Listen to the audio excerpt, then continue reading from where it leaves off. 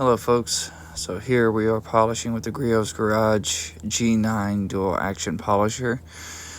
It's a very good machine. I really do like it. This one has the 6-inch backing plate on it, and I'm using the DIY Detail Gold Standard polish along with their Gold Standard pad. It's like a waffle pad. Really amazing products. Here I'm doing probably my third pass, and now I'm doing the wipe off with a wet towel, just using plain water, not sopping wet but just damp.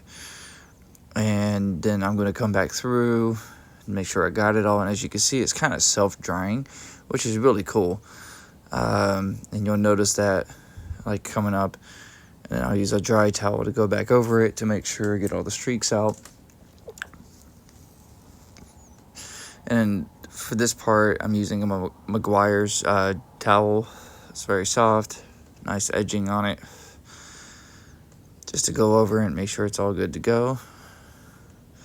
As you can see, the paint did clear up really well. There are still some swirls and scratches that I could not get out. But I didn't want to go too far into it because Nissan paint, super soft. So now we can see the ending here.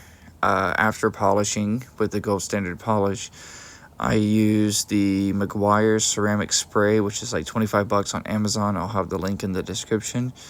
Used that as the base coat and then waited 24 hours, even though the McGuire said that you don't need to put a second coat or layer. I wanted to do it anyway just to see if this would happen, and it did.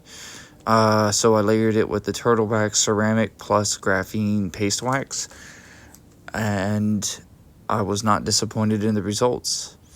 I think it came out really well. I used the Gold Standard polish on the tail lights as well. And yeah, feel free to comment with any questions. Thanks for watching and have a great day.